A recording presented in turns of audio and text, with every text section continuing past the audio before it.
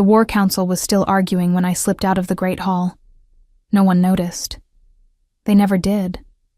That was the particular cruelty of being the only Omega healer in Castle Draven. I was necessary enough to be summoned, invisible enough to be forgotten the moment I stepped back from the wound I had just closed. Lord Kalen had taken an arrow to the shoulder 3 days prior, during the skirmish at the northern border, and tonight he sat at the head of the council table drinking mead, as if his arm had never been split open at all. He had not looked at me once since I had finished the work. I pressed my back against the cold stone of the corridor and breathed. The air in this part of the castle always smelled of damp rock and tallow candles, a heaviness that settled at the back of the throat. Outside the narrow window above my head, the sky was the color of a bruise, the deep, sourceless violet that came just before the moons rose over the Draven Mountains. I could hear the wind threading through the arrow loops, cold and insistent, the way it always grew restless before the first frost. I had been at Castle Draven for 43 days. I counted them the way travelers count miles on an unfamiliar road. Not because the number pleased me, but because knowing it made the distance feel real. I had come from the village of Marin, 3 days east on horseback, carrying my healer's satchel, and a letter of appointment that the head steward had read twice before accepting, his expression suggesting he found both the letter and me mildly offensive. An Omega, he had said, as though confirming something unfortunate. Yes, I had answered. The AlphaKing does not receive Omegas in the healing wing. Then I will work in the outer ward, I had said, and you will send me whoever needs me. He had looked at me for a long moment. And then, because there had been a fever burning through the garrison that week and 3 warriors already too weak to stand, he had stepped aside. 43 days. I had learned the rhythms of this castle the way you learn a language you were never meant to speak, slowly, through repetition, through small humiliations that eventually stopped stinging.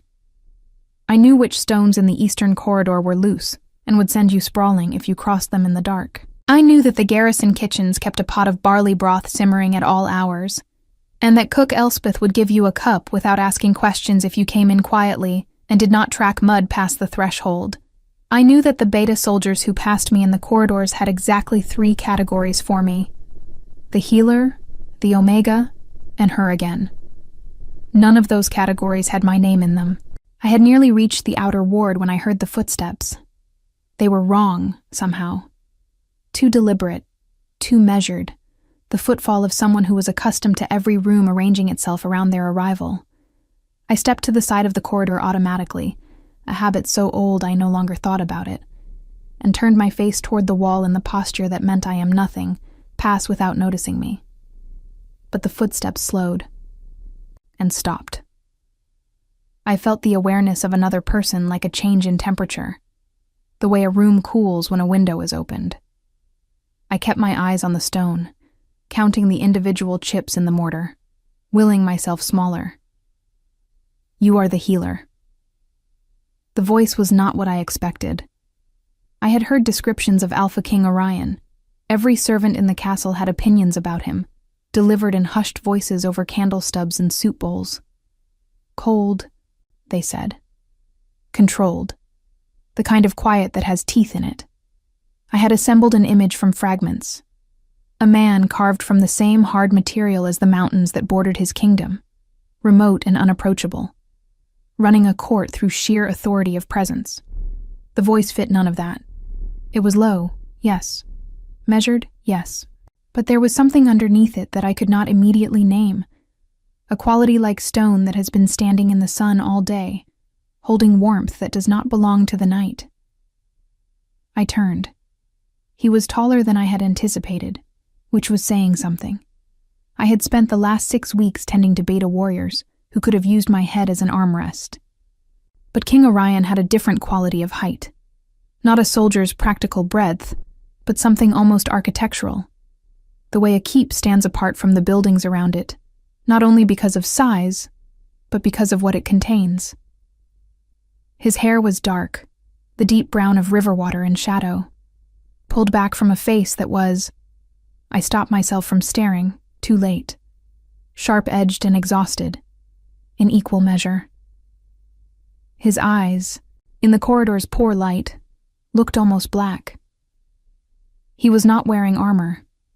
He was dressed simply for a king. A deep gray tunic, leather vambraces, a traveling cloak that still carried road dust at the hem. He looked like a man who had been moving for a long time and was only now, reluctantly, standing still.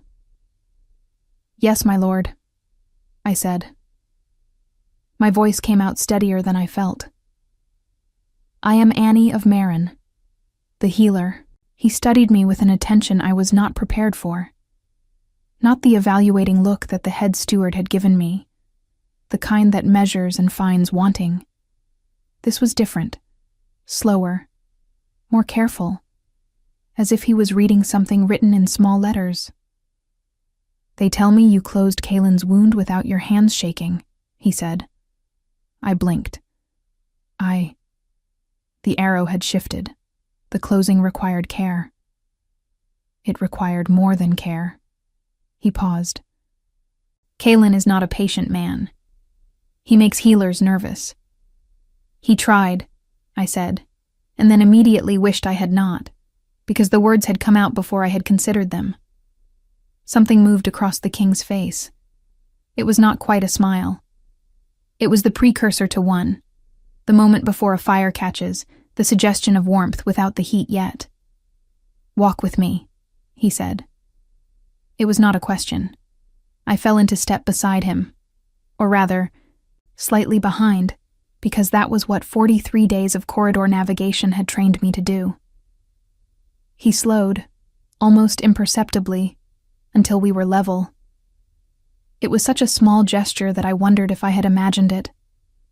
We walked through the eastern passage, and he did not speak again for a long time. I had learned, in my weeks at Draven, that silence from powerful men usually meant one of two things: contempt or calculation. I was working out which category applied when he said, "How many have you lost?" I understood the question without needing more context. Every healer carries their dead with them.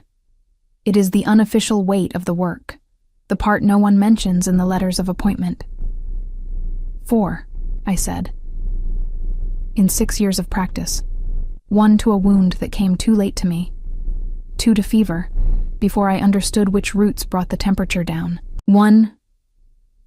I stopped. 1 to grief, I wanted to say. 1 who had decided long before I arrived that living was not something she wanted to continue. But I did not know how to explain that to a king in a stone corridor. 1 I could not reach, I finished. He was quiet again. Then, I have heard that Omega healers feel the suffering of others. We feel the edge of it, I said carefully, enough to know where to go with our hands. And does that make the work harder? The question was so direct that I looked up at him without thinking. He was watching the corridor ahead, not me, but there was something in the line of his jaw that suggested the question had not been casual. Something that suggested it was personal. Yes, I said honestly, and easier. At the same time. We had reached the entrance to the outer courtyard. The night air came through the archway, carrying the smell of hay and cold stone, and the distant forge, where someone was still working by firelight.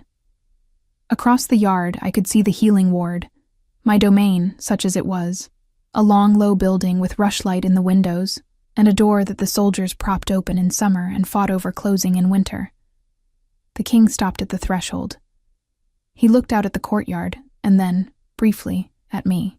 His expression was difficult to read, not blank exactly, but carefully arranged, the face of a man who had spent so long deciding what to show the world that the habit had become second nature. The steward's report says you have refused the healer's quarters in the east wing, he said. The outer ward is closer to the garrison, I said. When someone needs me at night, the walk matters. Something shifted in his expression. It was barely visible, a slight parting of that careful arrangement, and then it closed again. You will have everything you require, he said. Ask Steward Bren." He turned to go back the way we had come. "My lord," I said. He paused but did not turn.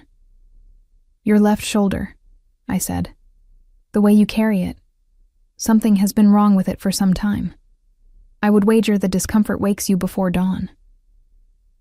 A long silence. "You are going to break a lot of hearts in this castle," the Alpha King said. His voice was very quiet. He still had not turned around. I did not know why I said what I said next. Perhaps because 43 days of invisibility had left me with words I had not spoken, and they needed somewhere to go. Perhaps because something in the way he stood, alone at the threshold, the road dust still on his cloak, the shoulder held just slightly wrong, reminded me of every patient I had ever met who had learned to hide the place where they were hurting. "I only wanted to mend yours," I whispered. For a moment, the whole courtyard seemed to hold its breath. Then he walked back into the castle, and the darkness closed around him, and I stood alone at the archway with the cold wind coming in, and the rushlight wavering in my window across the yard. And I understood, with a certainty I could not explain, that nothing in the next 43 days was going to be the same. I did not sleep well that night. This was not unusual. Sleep had always been a negotiation for me, something I had to coax rather than claim, lying in the narrow cot of the outer ward with the sound of the garrison's breathing on the other side of the wall, and my own thoughts refusing to quiet. But that night, it was worse. Because every time I closed my eyes, I saw the king's shoulder, the particular way he had carried it, and I found myself cataloging what I knew about old injuries, the way another person might count sheep. By the time the first gray light came through the shutters, I had decided 2 things. The first was that I would say nothing more about it. A king's body was not a garrison soldier's body. It was not mine to assess without invitation, and I had already overstepped by naming it aloud in the courtyard. The words had come out before I could stop them, which was a habit I had been trying to break for most of my adult life. "You speak before you consider," my first teacher had told me. Not unkindly. It will serve you well with patients and poorly with everyone else. The second thing I decided was that I needed more willow bark, because I was nearly out, and the frost was coming, and frozen joints were a healer's busiest season. Practical problems, I had learned, were useful when the other kind grew too large. I rose before the ward stirred, wrapped my cloak around my shoulders, and went to find Steward Bren. The steward's office was a low-ceilinged room behind the great hall, crammed with scrolls and ledgers and the particular smell of ink and anxiety that seemed to follow administrative men everywhere. Bren himself was already at his desk when I arrived, which told me either that he had not slept either, or that he simply lived there, which I considered plausible. He looked up at me over the edge of a ledger, with an expression that managed to convey both wariness and resignation simultaneously. "The healer," he said. "The Alpha King told me to speak with you about supplies," I said. The wariness sharpened. "He spoke to you directly?" "In the eastern corridor last night. He said I was to have what I require." There was a pause while Bren processed this, during which I watched his expression move through several stages: disbelief, calculation, reluctant acceptance, before settling on something approaching cooperation. "Write a list," he said, pushing a blank scrap of parchment toward me. I wrote the list.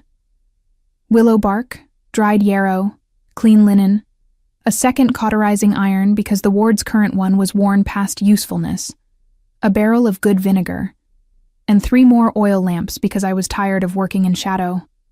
Bren read it without comment, which I took as a good sign, and then looked up. "The king does not typically speak with ward healers," he said. It was not quite an accusation. "I am aware," I said. "What did you say to him?" I thought of the corridor, the road dust on the cloak, the shoulder held wrong, the words that had come out before I could reclaim them. "I only wanted to mend yours." I told him Lord Kalen had been a difficult patient, I said. Bren looked at me for a long moment. And then, with the air of a man deciding not to pursue a road that looked uncertain, he went back to his ledger. The supplies will come by midday, he said. They came by mid-morning.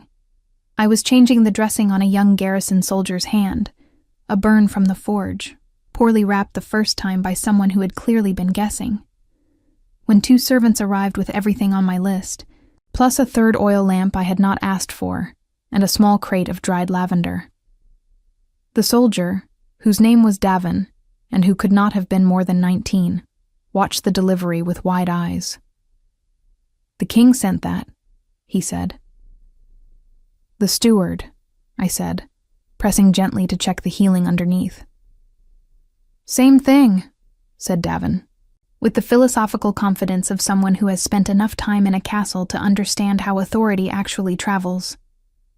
Then he hissed through his teeth as I found the tender edge. Sorry. I know you're being careful." "You are allowed to say it hurts," I told him. He looked at me as though I had said something startling. Then slowly, the tension went out of his jaw. "It hurts," he admitted. "Good," I said. "Feeling it means it's healing." He was quiet while I finished the wrapping. Then, "Do you miss your village?" I thought about Marin, the smell of the river in summer, the way the market square filled with sound on feast days, my small house with the herb garden along the south wall. I had left it because the village had not needed a healer badly enough to keep one well, and I had needed to be needed badly enough to leave. That was a complicated thing to explain to a 19-year-old with a burn on his hand. "I miss the herb garden," I said. "I will make one here, come spring." He seemed satisfied with that.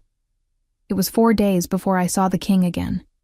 In those 4 days, I treated 2 more burn injuries from the forge, a fever that moved through the lower garrison like a slow tide, a broken finger on a beta guard who had caught it in a gate hinge, and one very old stable hand named Corin, who came to me with a cough he had been carrying for 2 seasons, and had not mentioned to anyone because he did not want to be thought infirm. I also learned, from the controlled gossip of the castle's servants, several things that no one had seen fit to tell me directly. The first was that the AlphaKing had been without a queen for 3 years.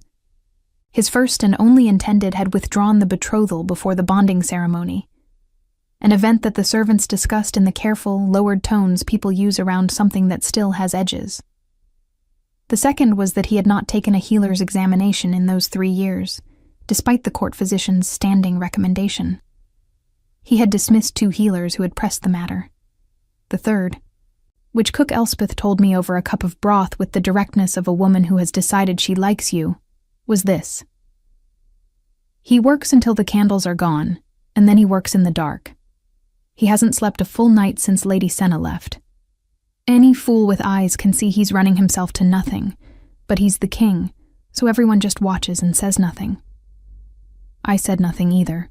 I went back to the ward, and I thought about shoulders that were held wrong in the night air, and I told myself it was none of my business. Then, on the 4th evening, the door to the outer ward opened and the king walked in. He came alone, which I understood immediately was unusual. Kings did not cross garrison courtyards after dark without a guard escort unless they were doing something they had not told anyone about. He was dressed simply again, that same deliberate plainness that I was beginning to think was less modesty and more a kind of armor. His dark eyes moved across the ward, the 2 occupied cots, the drying herbs, the new oil lamps burning steadily, and then settled on me. "You rearranged the ward," he said. "The light was wrong," I said. "Patients recover faster when they can see daylight from where they lie." He crossed to where I was standing at the preparation table, his footsteps unhurried. Up close, in the better light of my new lamps, I could see what the corridor's dimness had hidden 4 nights ago. The shadows under his eyes, the fine lines of sustained tension at the corners of his mouth. He looked, in the plainest terms, like a man who was winning every battle except the one against exhaustion. He set his right hand on the edge of the table and said, with the particular flatness of someone delivering a practical matter, "The shoulder." I looked up at him. "You noticed it," he said. "I would rather a healer look at it than spend the next season noticing me noticing it." There was something almost wry in that. Something that surprised me enough that I felt my own mouth begin to curve before I managed it back to professional composure. "Sit," I said, indicating the low stool beside the table. He sat. The act of it, a king, folding himself onto a healer's stool with neither ceremony nor complaint, caught me briefly off balance.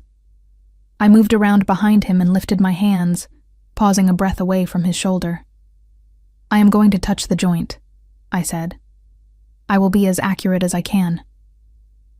"You do not have to warn me," he said. "I warn everyone," I said. "It is not about whether you can bear it. It is about whether you are braced for it. There is a difference." A pause. Then quietly, "Yes, there is." I found the injury within 30 seconds. An old tear, improperly rested, healed wrong, and then aggravated repeatedly until the surrounding tissue had built itself around the damage as if trying to absorb it. A soldier's injury, I thought. Or a man who had kept fighting long past the moment he should have stopped. "How long?" I asked. 2 years, he said. "You have been compensating for 2 years, I said. "Which is why your neck troubles you as well, and probably the right side of your back." Silence. "You are alarmingly thorough," he said. "That is the work," I said. I moved to the preparation table and began assembling a compress, comfrey and warming herbs, the combination that reduced the deep ache in old joint injuries, and began, slowly, the process of coaxing the tissue back toward something functional. I worked quietly, and he sat quietly, and the ward was very still around us except for the soft breathing of the 2 sleeping patients and the sound of the wind outside. "Your people speak well of you," he said after a while. "They are not my people," I said, without thinking. "They are your people. I am the healer."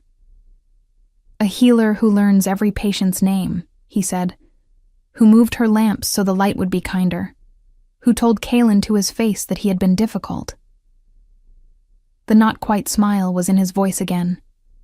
"My people," he said deliberately, "speak well of you." I brought the compress to him and applied it carefully, and I did not say anything, because there was a warmth moving through my chest that I did not entirely trust, and I had learned over 6 years of practice that the safest thing to do with feelings you do not trust is to give your hands something practical to occupy them.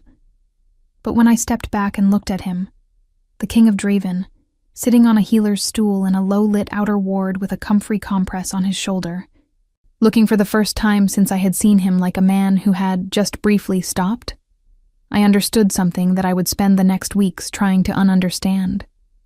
He was not cold. He was not remote. He was simply, profoundly, and very carefully alone. And something in me, some old stubborn healer's instinct that had never learned when to step back, reached toward that solitude the way hands reach toward a wound. Not to claim it. Just to say, I see it. I am here. You do not have to carry it in the dark. Word travels in a castle the way water travels through stone, slowly, invisibly, and then all at once. By the morning after the king's visit to the outer ward, I could feel it.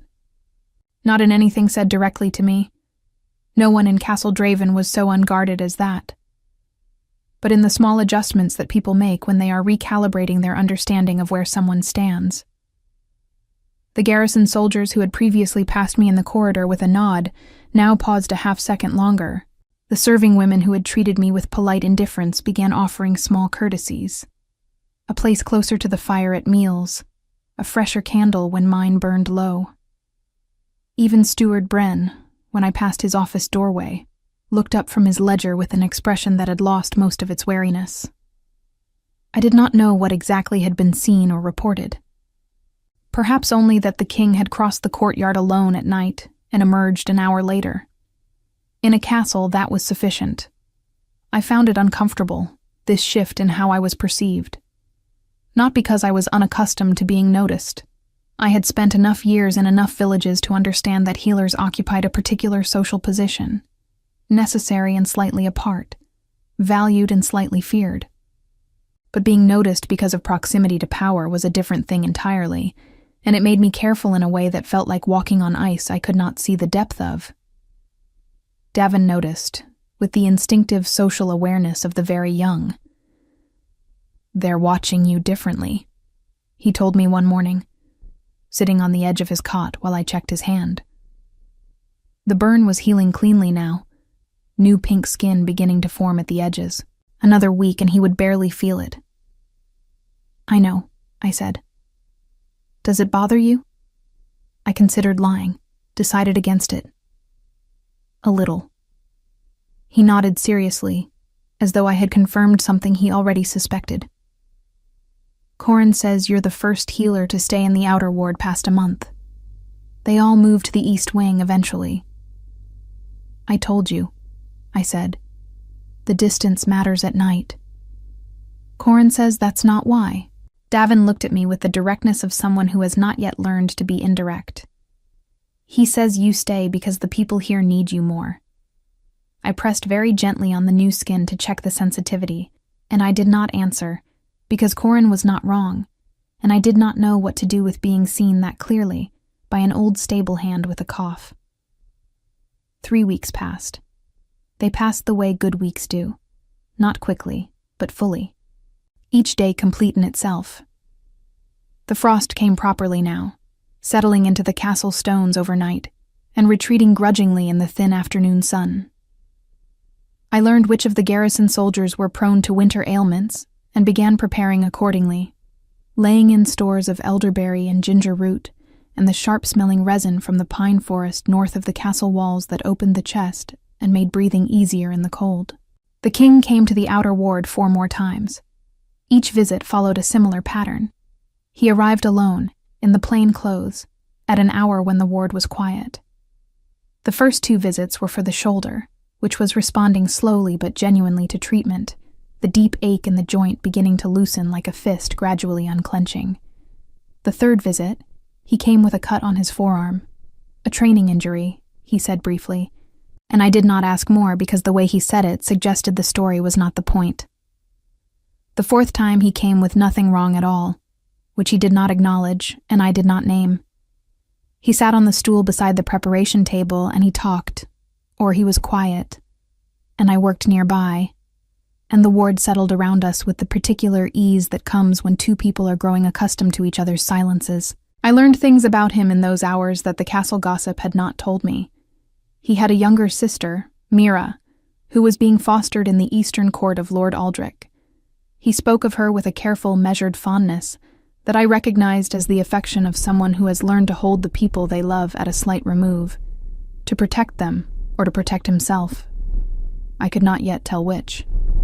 He had a horse named after an old battle, which he clearly considered embarrassing, and which he mentioned only when I asked why he sometimes smelled of the stables at odd hours. He had read more than most kings I had heard described, and he had strong opinions about history that surfaced occasionally in conversation like stones in a riverbed, unexpected, solid, interesting. He did not speak about Lady Senna. I did not ask. But I thought about what Elspeth had said. He hasn't slept a full night since she left. And I watched the shadows under his eyes, and I said nothing, because some things are not a healer's to fix, only to witness. What I did not expect was the council. It happened on a Tuesday, at the cold end of the month, when the wind came down from the mountains with a particular ferocity that rattled the arrow loop shutters and sent everyone in the outer ward pulling their cloaks tighter.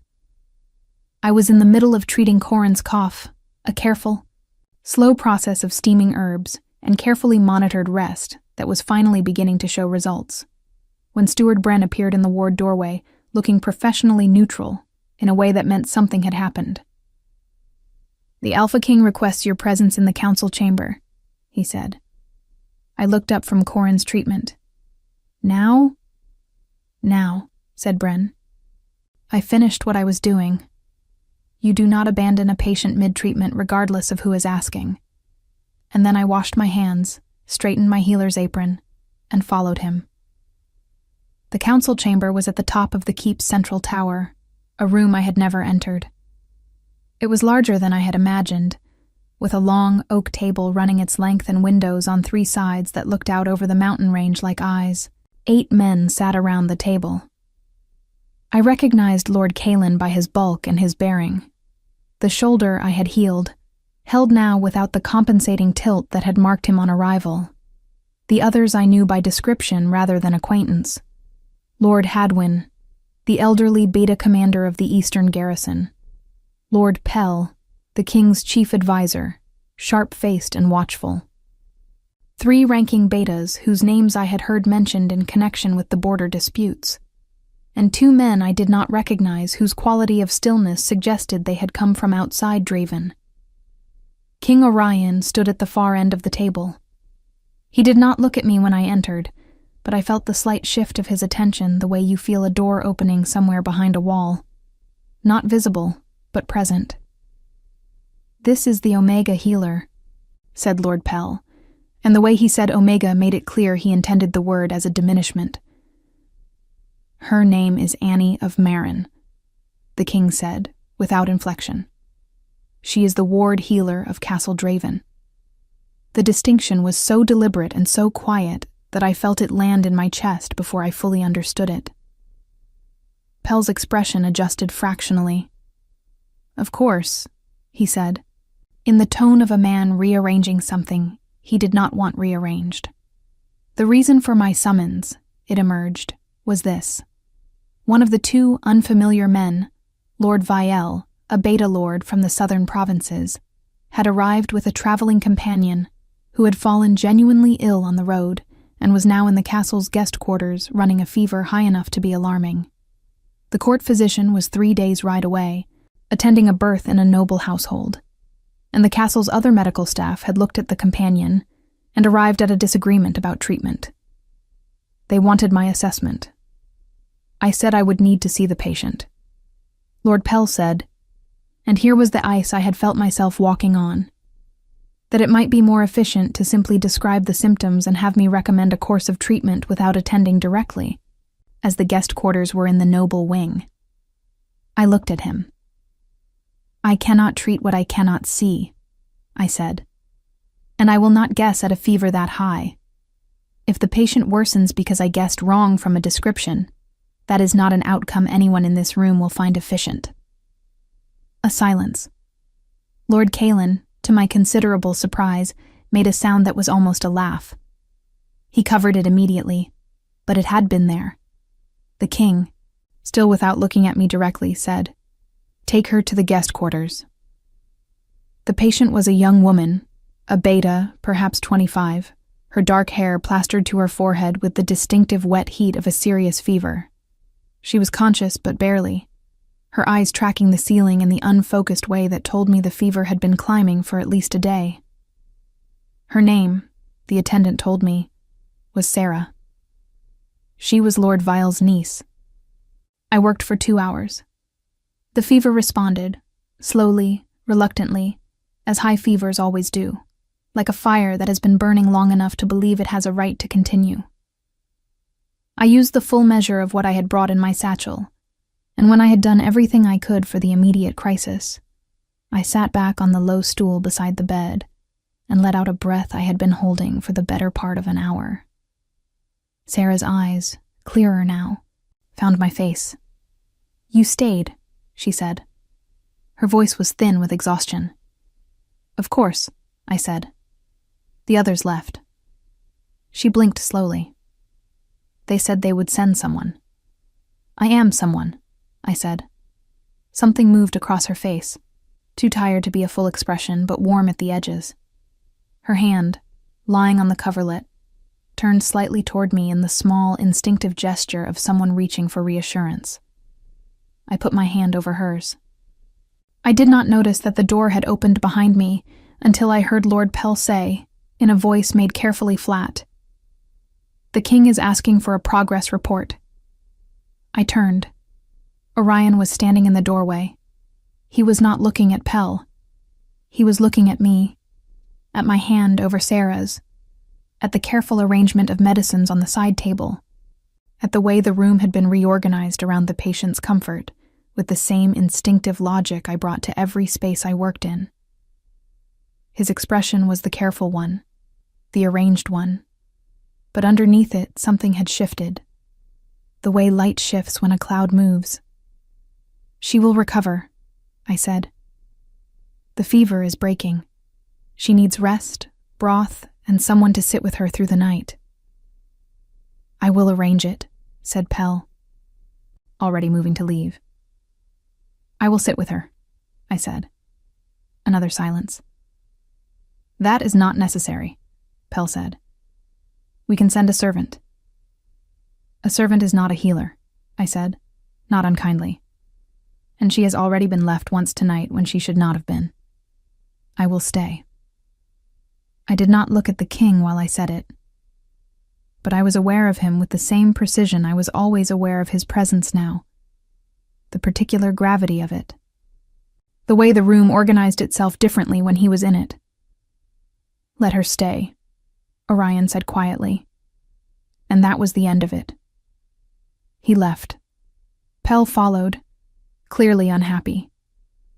The room settled back into its quiet, and Sarah's breathing gradually slowed into the deeper rhythm of genuine sleep, and I sat in the low chair beside her bed and watched the candle burn and tried very hard not to think about the way the king had looked at me from the doorway, as if he had been afraid, just for a moment, of what he might find, and relieved, just for a moment, by what he did. Sarah recovered in 5 days. She was a good patient, the kind who asked intelligent questions and then actually listened to the answers, which put her in a minority I had come to appreciate. By the 3rd day, she was sitting up and eating properly, her dark eyes bright again with the particular energy of someone who has been genuinely frightened by their own body and emerged from the other side with a new respect for it. By the 5th day, she was walking the length of the guest quarters and complaining, with considerable eloquence, about the quality of the embroidery thread available in Castle Draven.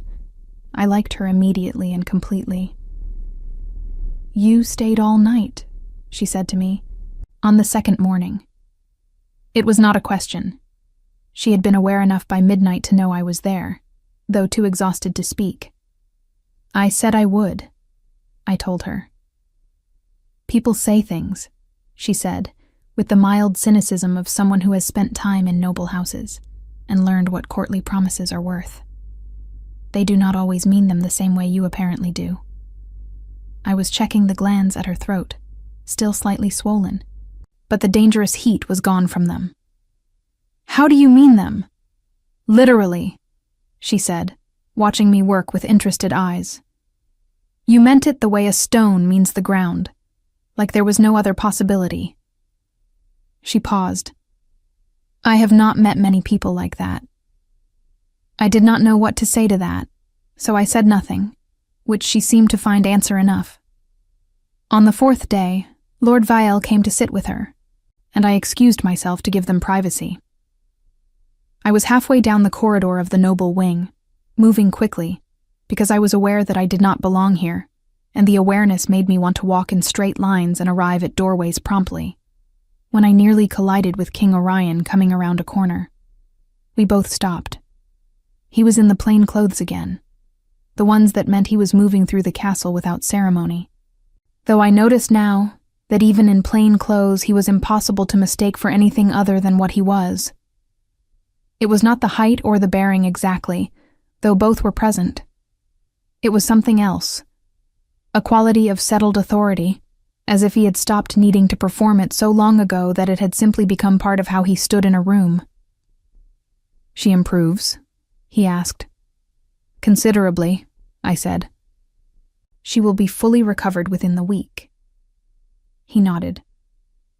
There was a pause that in the first weeks of my time at Draven, I might have found uncomfortable. but that I had learned, slowly, to recognize as simply how he thought, unhurried, thorough, unwilling to fill silence with words that had not yet earned their place. "Pell spoke to me," he said finally. I waited. He suggested that an Omega healer treating noble guests in the guest wing sets an irregular precedent. His voice was entirely neutral, delivering this the way a man might report weather. He was thorough about it. He had 3 historical examples. "Did he?" I said, equally neutral. I told him that irregular precedents were occasionally how things improved. Something moved in his eyes. That near warmth, that almost humor. He found that unsatisfying. "I imagine he did," I said. The corner of his mouth moved. Not quite. Almost. "The shoulder," he said then, shifting tone in the seamless way he had. "It has been easier this week. The restriction in the morning, it is less." "That is the comfrey working," I said. "It will continue to improve if you do not aggravate it." "Define aggravate." "Extended sword training on the practice ground in freezing temperatures," I said. "Which I am told you have been doing every morning at dawn." A pause. "The garrison watches your habits," I said. "And Davin talks." This time the almost smile completed itself, briefly, like a door opening and closing before you could see what was on the other side. It changed his face in a way that caught me entirely off guard, not softening it exactly, but animating it, revealing something underneath the careful arrangement that was younger and less guarded, and considerably more dangerous to my composure. "I will consider your recommendation," he said. "You will ignore it and train anyway," I said. "I will consider it," he repeated, with the particular finality of a man who has decided that maintaining the fiction of consideration is the most dignity available to him. I bit the inside of my cheek to keep from smiling and excused myself before I failed. That evening, Sarah asked me about him. We were sitting by the fire in her quarters, the comfortable silence of 2 women who have moved past the formal stage of acquaintance into something warmer, and she had been watching me with the considering expression I had noticed she wore when she was organizing a thought she was not yet sure she wanted to say. "The king," she said finally. "He came himself to ask about my fever. Twice." "He is conscientious about guests in his castle," I said. Said Sarah, in the tone of someone not at all convinced. "And he asked about you specifically the second time, how you were managing, whether you had eaten." I looked at the fire. "He is conscientious," I said again.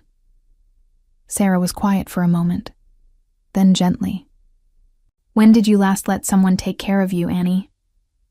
The question arrived so quietly and landed so precisely that I felt it the way you feel, a key turning in a lock you had forgotten was locked. A small internal shifting, a giving way. "I am the healer," I said. "That is not how it works." "That," said Sarah, "is one of the saddest things I have ever heard anyone say." I did not answer.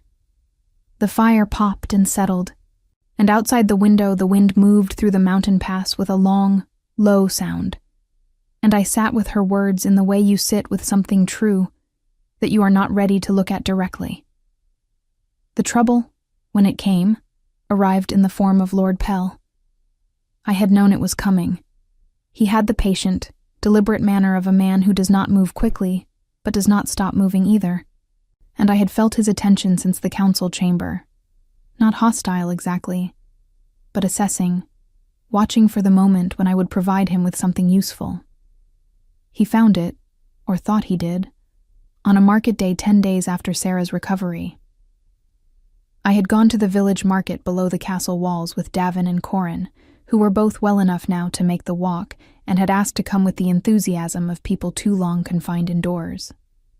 It was a bright, cold day, the kind that made the frost on the stones glitter and turned everyone's breath to small clouds. And the market was noisy with traders and garrison wives and the particular social energy that market days generate in castle towns. I was examining a bundle of dried herbs from a trader I did not recognize. The quality looked good, dried at the right time, properly stored, when I became aware of Lord Pell standing nearby. He was not pretending to look at anything. He was simply there, watching me with the expression of a man making a decision. "Healer," he said. "Lord Pell," I said. "You have made yourself rather indispensable," he said pleasantly. "In a short time." "I try to do my work well," I said. "The king speaks of you," he said, still pleasant. "In council, by name. This is not typical." I set down the herbs and looked at him. He was a slight man, pale-haired and precise, with eyes that moved quickly and filed everything they saw. He was not a bad man, I thought, just a cautious one, the kind who calculates risk the way other people breathe, automatically and constantly. "What is it you would like to say to me, Lord Pell?" I asked. He seemed mildly surprised to be asked so directly. Then he adjusted smoothly. "The king has not been settled since Lady Senna's departure. He has been effective. He has been dutiful. But there is a difference between a king who governs and a king who is whole, and those around him have grown concerned." He paused. "You seem to make him easier. This is noticed." I waited. "An Omega healer," he said, and there was no malice in it, just the flat laying out of a fact. "Cannot be what the king needs. You understand this. The court requires an Alpha Queen, a political alliance, a bonding that strengthens Driven's position among the great houses. Whatever comfort you provide," he paused again, choosing the word, "is temporary. And temporary things that are allowed to grow roots cause damage when they are removed." The wind came off the mountain and moved through the market, lifting the edges of the canvas stalls and sending a scattering of dead leaves across the cobblestones between us.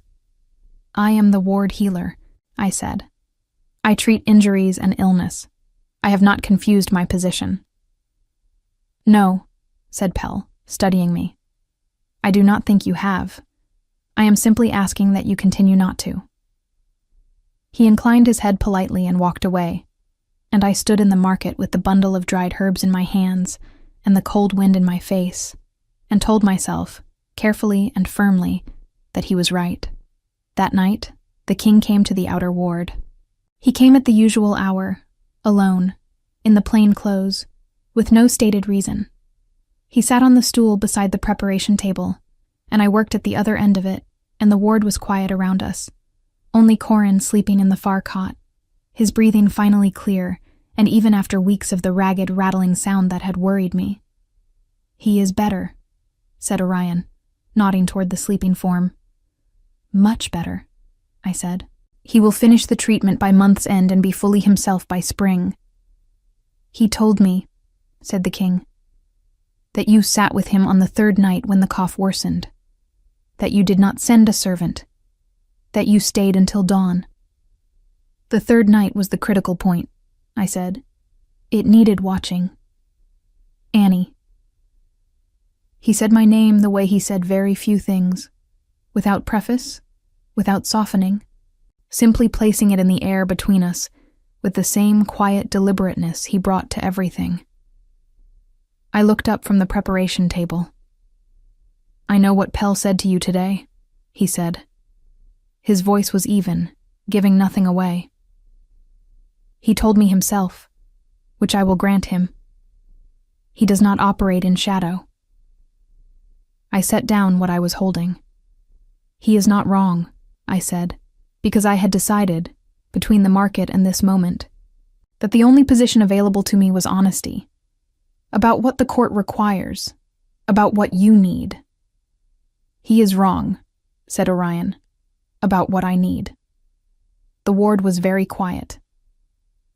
"He has been managing my welfare with great efficiency for 3 years," said the king.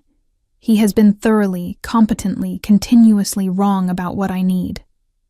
I looked at him. The careful arrangement was still there. It was always there. but something underneath it was closer to the surface than I had seen before. Something that looked, if I had to name it, like a man who had been holding a door closed for a very long time and was beginning to question whether the thing on the other side was actually as dangerous as he had been told. "You are going to break a lot of hearts in this castle," he said. The echo of his first words to me, spoken differently now, quieter, with something in them that was almost wondering. "I heard what you said," I told him, "that first night." "I know," he said. "I have been thinking about what you answered." The candle between us burned steadily, and I stood on one side of the preparation table and he sat on the other, and the distance between us was not large and was not nothing. And I thought about Sarah saying, "When did you last let someone take care of you?" And Pell saying temporary things cause damage when they are removed, and all the 43 days, and all the days after them. And I understood that I was standing at a threshold I had not planned to reach. "I meant it," I said quietly. "What I said that night." He held my gaze for a long moment. Then he reached across the preparation table and placed his hand over mine, very gently, the way I had placed my hand over Sarah's in the fever room, not claiming, just present, just saying, "I see you. I am here." "I know," he said. "That is what frightens me." Winter settled over Castle Draven like a held breath. The mountain passes closed one by one, sealed by snow that came down in long, silent curtains through the night, and transformed the world outside the arrow loops into something white and absolute. The castle turned inward on itself, the way all fortified places do in deep winter. Fires burning in every hearth, the great hall filling earlier each evening with the combined warmth of bodies and candlelight. The rhythms of the garrison slowing to the particular pace of people who have accepted that the world has contracted and made their peace with it. I made my peace with it too. The outer ward was warm enough, with the new oil lamps and the brazier that Davin had dragged in one morning without being asked, positioning it with the focused pride of someone performing an act of loyalty. The herb stores were full. The patients were few. Winter in a garrison brought its share of ailments, but nothing I could not manage. And the worst of the fever season had passed before the first snow.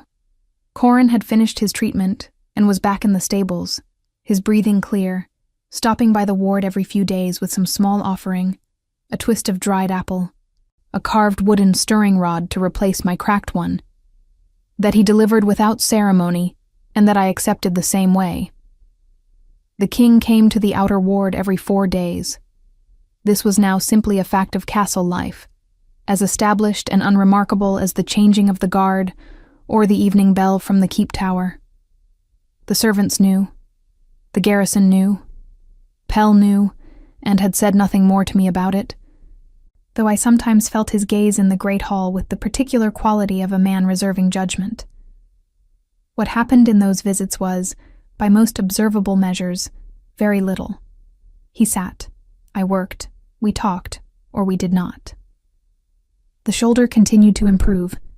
I had moved from comfrey compresses to a specific series of careful movements that rebuilt the strength in the damaged tissue, and he performed them with the focused discipline he brought to everything, never complaining, always precise. Sometimes he brought documents and read while I prepared medicines, the scratch of parchment and the smell of drying herbs filling the ward in equal measure. Sometimes he asked about patients, not intrusively, but with genuine interest, the way a man asks about people he has come to consider his own.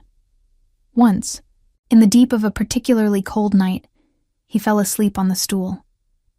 I discovered this when I turned from the preparation table and found him with his head resting against the stone wall behind him, his breathing slow and even, the tension that lived permanently around his eyes finally, completely absent. He looked younger in sleep. He looked, for the first time since I had known him, like a man who was not carrying anything. I put out the lamp nearest to him and let him sleep for 2 hours. And I worked in the quieter light and watched the frost form on the window and thought about what Elspeth had said. He hasn't slept a full night since she left. and felt something settle in my chest that was too large and too certain to be called by any small name.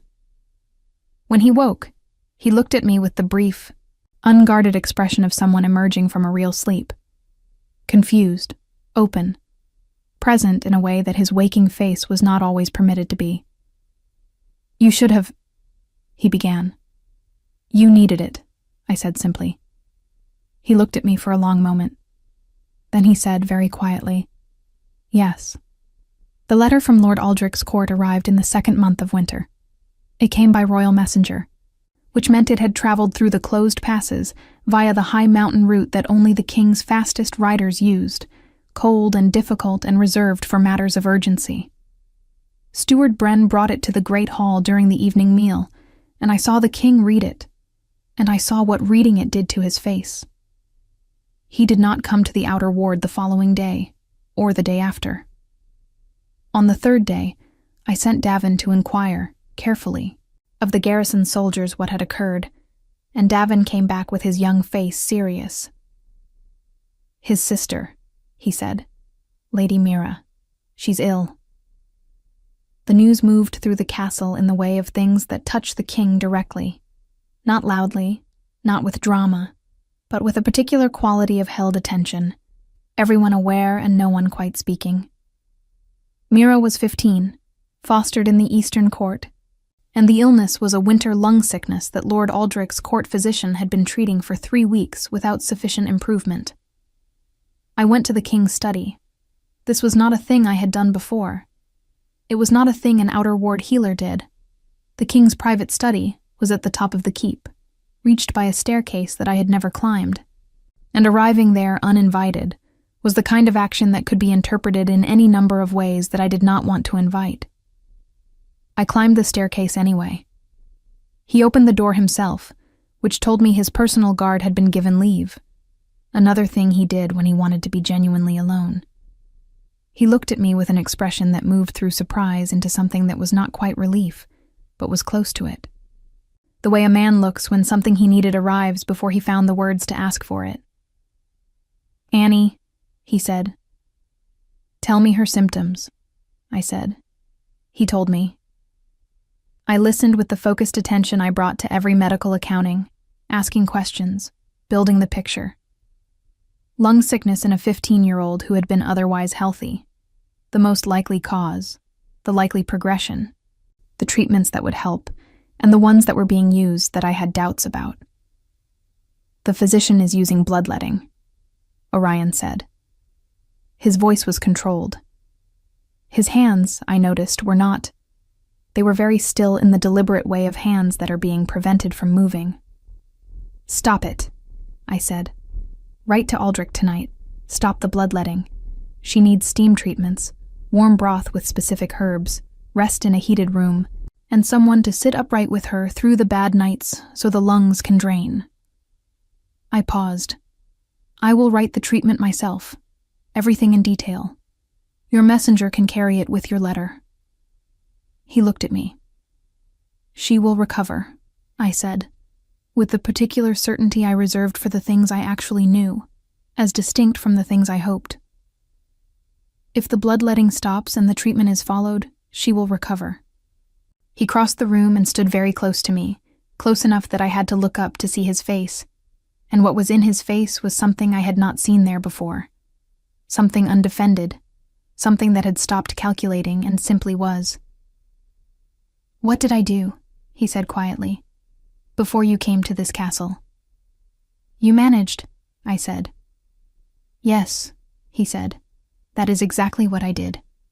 I wrote the treatment that evening at his desk while he watched, and the royal messenger left before midnight with 2 letters, his and mine.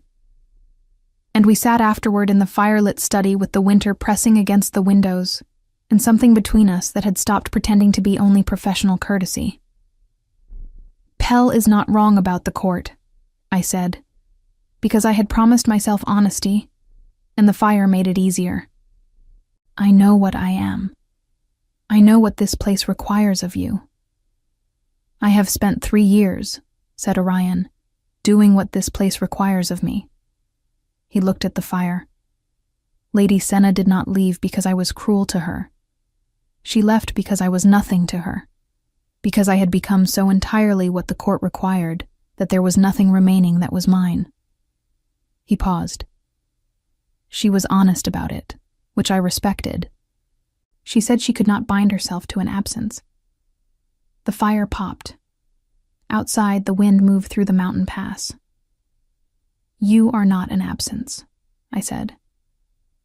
He looked at me then, fully, without the careful arrangement, without the managed expression. Just him, the exhaustion, and the quiet humor, and the shoulder that was healing, and the man who had fallen asleep against a stone wall and looked young in his sleep. "No," he said. "I have not been since you arrived." In the early days of spring, when the first thaw crept down from the mountain passes and the castle began to breathe outward again, 2 things happened. The first was that Lady Mira arrived at Castle Draven, fully recovered, riding her own horse through the gate with the energy of someone who had been ill long enough to deeply appreciate not being ill anymore. She was dark-haired and bright-eyed, and she embraced her brother in the courtyard with an unself-consciousness that clearly surprised him. And then she turned to me with the direct, assessing look of someone who has been thoroughly briefed. "You are Annie," she said. "I am," I said. "You saved my life, and you make my brother sleep," she said. "I have decided I am very fond of you." I heard Davin, standing nearby, make a sound that he converted, not entirely successfully, into a cough. The second thing that happened was that King Orion asked me to walk with him on the battlements at sunset, which was something he had not done before, and which I understood immediately was different from the outer ward visits in the way that deliberate acts are different from habitual ones. The view from the battlements at sunset in early spring was extraordinary. The mountains releasing their snow in long silver lines down the dark rock, the valley below the castle walls greening at the edges, the sky moving through colors I had no adequate words for. We stood at the parapet and looked at it, and the wind was cold but not cruel anymore, the particular cold of a season changing its mind. "I spoke with Lord Aldrich last month," said Orion, "about the formal requirements of court bonding, about what the precedents allow." I looked at the mountains. "There are precedents," he said, "for a king who bonds for love rather than alliance. They are not common. Pell located 4 in the last 2 centuries and presented them to me with the expression of a man delivering bad news." A pause. I told him I found them encouraging. I turned to look at him. He was looking at me already. Had been looking at me, I thought, for longer than the moment I turned. "I am not asking you to be what you are not," he said. "I am not asking you to leave the ward, or stop your work, or become something the court can more easily categorize." His voice was steady and unhurried, the voice of a man who has thought carefully about every word. "I am asking if what you said that first night, I only wanted to mend yours, if that was true. If it is still true." The valley spread below us, waking up from winter.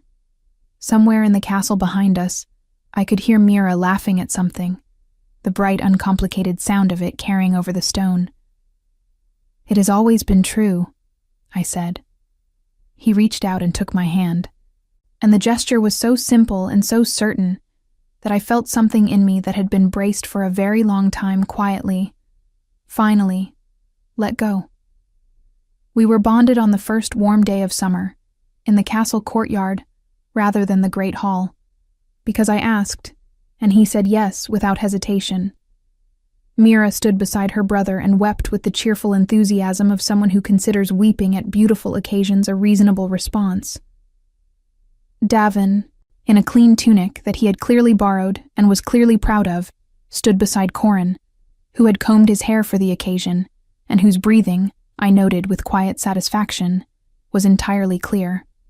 Steward Bren was present and professional, and I caught him, once, with an expression that suggested he had also felt something, which he immediately replaced with professional neutrality. Even Lord Pell came, standing at the edge of the gathering, with the manner of a man who has updated his assessment and is managing his feelings about it with considerable dignity. The ward remained in the outer courtyard, because I had asked for that too. Close to the people who needed it, close enough for the walk to matter at night. I kept working. That did not change. What changed was that at the end of the long days, the days of fevers and wounds and old Corin's winter check-ins and Davin's increasingly confident medical questions and the slow, patient work of keeping people well, I walked back across the courtyard, and there was a light in the window of the keep that was not the steward's lamp or the council's candle, but a different light entirely, warm and specific, left burning by someone who was waiting. And Orion's shoulder healed completely, by midsummer. He told me one morning with the quiet satisfaction of a man who has been in some degree of pain for so long that its absence feels like a gift. "You did that," he said. "You let me," I said. He looked at me with the expression I had come to know best. Not the careful arranged one, not the kingly one, but the one underneath, the one that was simply his, the one that had been waiting, I thought, for a long time, for someone to stay long enough to see it. "Yes," he said, "I did." That is where the story ends, not in a single dramatic moment, but in the accumulation of them. The way rivers are made not by one rainfall but by all the water that ever found its way downhill. In a castle in the mountains where the winter is long and the spring, when it comes, is extraordinary. In a ward with good oil lamps and drying herbs and a brazier that a young soldier dragged in one morning out of loyalty. In a king who learned to sleep again, and a healer who learned to be cared for. And the long, slow, ordinary miracle of two people who were each other's remedy. I had come to Castle Draven with a satchel and a letter of appointment, and 43 days of counting miles on an unfamiliar road. I did not count days anymore. I had stopped needing to.